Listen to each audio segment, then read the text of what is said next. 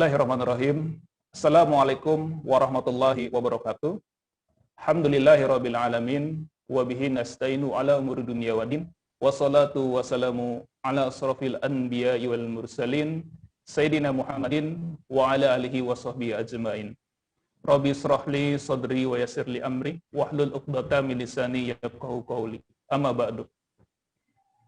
Pemirsa Majelis Taqarrub Ilallah yang dirahmati oleh Allah Subhanahu wa taala, pada kesempatan ini di hari kelima bulan suci Ramadan, kita akan lanjutkan kajian Majelis Taqarrub Ilallah dengan tema Ramadan dan Al-Quran, atau Ramadan, bahwa bulan Ramadan dengan Al-Quran itu erat kaitannya. Karena apa? Di dalam bulan suci Ramadan, Al-Quran diturunkan oleh Allah Subhanahu wa taala melalui malaikat Jibril kepada Rasulullah Muhammad sallallahu alaihi wasallam. Nah, yang jadi pertanyaannya, apakah di bulan suci Ramadan ini Al-Quran itu cukup dibaca saja dengan cara menghatamkan Al-Quran, atau lebih dari itu? Nah, untuk menjawab hal ini, telah hadir bersama kita guru kita, Ustadz Muhammad Kemal Idris. Saya sapa dulu beliau. Ustadz. Waalaikumsalam warahmatullahi wabarakatuh. Apa kabarnya, Ustadz? Alhamdulillah bi khair. Ya, semoga dan keluarga juga sama-sama diberi kesehatan dan kesempatan untuk beramal di bulan suci Ramadan. Amin. Alhamdulillah, Ustaz. Amin. Amin. Baik, pemirsa Majelis Taqarrub Ilallah yang dirahmati oleh Allah Subhanahu wa taala, untuk mengefektifkan waktu kita, untuk kita langsung saja. Assalamualaikum warahmatullahi wabarakatuh. Waalaikumsalam warahmatullahi wabarakatuh. Wa bayyinatin minal huda wal furqan. Asyhadu an la ilaha illallah wa anna Muhammadar Rasulullah. May yuti'illah wa syahada. Syukur alhamdulillah, pada hari yang kelima ini panitia menyediakan tema untuk kita kaji pada kesempatan ini, yakni Ramadan, bulan Al-Quran. Allah Subhanahu wa taala berfirman, Ramadan alladzi unzila fihi al-Qur'an hudan lin-nasi wa bayyinatin minal huda wal furqan. Jadi bulan Ramadan adalah bulan diturunkannya Al-Quran, petunjuk bagi manusia serta pembeda antara yang hak dan yang batil. Hudan lin-nas, petunjuk bagi manusia, wa bayyinatin minal huda wal furqan, dan penjelasan-penjelasan akan petunjuk itu, wal furqan, yakni pembeda yang hak dan yang batil.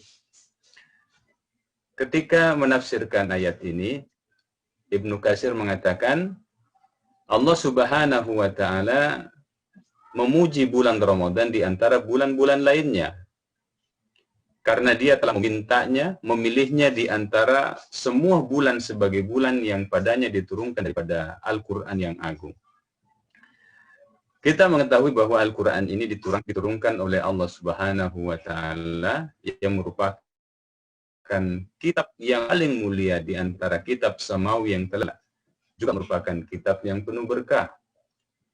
Itu Allah pilih tepat di bulan yang penuh berkah, bulan yang paling mulia, tepatnya di malam yang paling mulia dan penuh berkah, yakni malam Lailatul Qadar.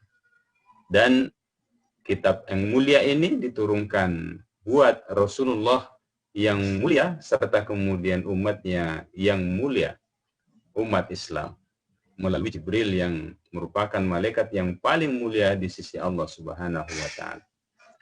Oleh karena itu, momentum Ramadan ini adalah waktu yang paling baik untuk kembali kita merenungkan daripada tujuan diturunkannya Al-Quran itu, agar kita tidak termasuk yang dikeluhkan oleh Rasulullah sallallahu alaihi wasallam, Ya Rabbi inna qaumi ittakhadhu hadzal Qur'ana mahjura.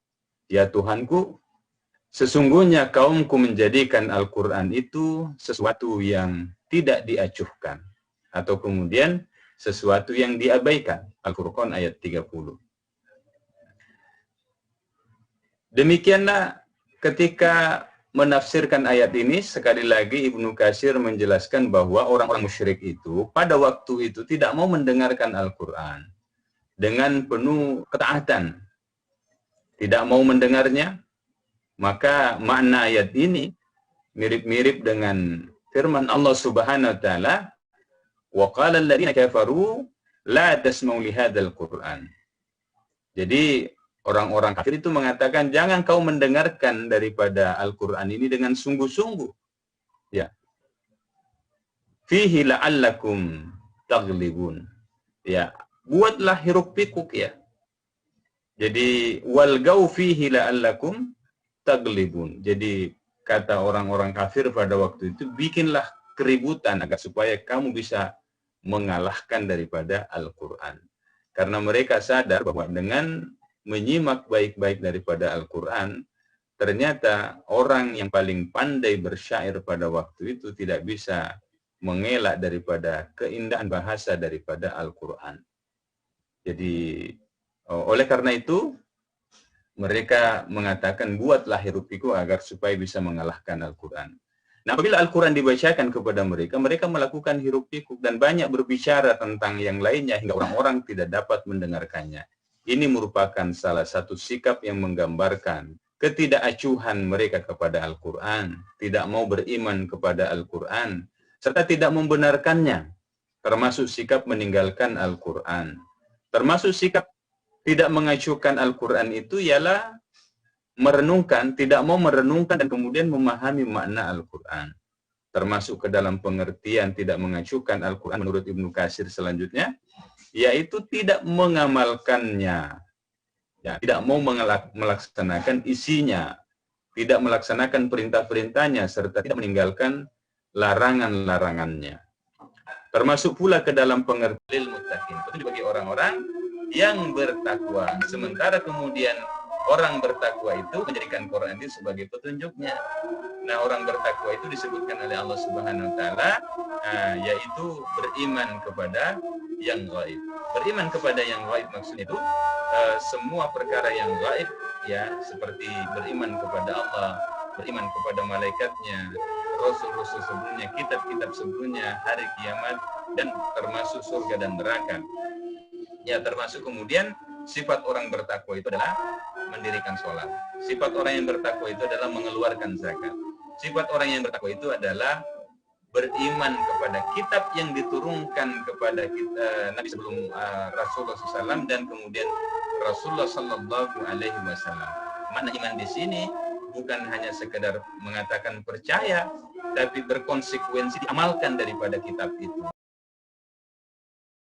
Baik, pemirsa Majelis Taqarrub Allah yang dirahmati oleh Allah Subhanahu wa taala, karena waktu juga sudah cukup, sudah habis ya.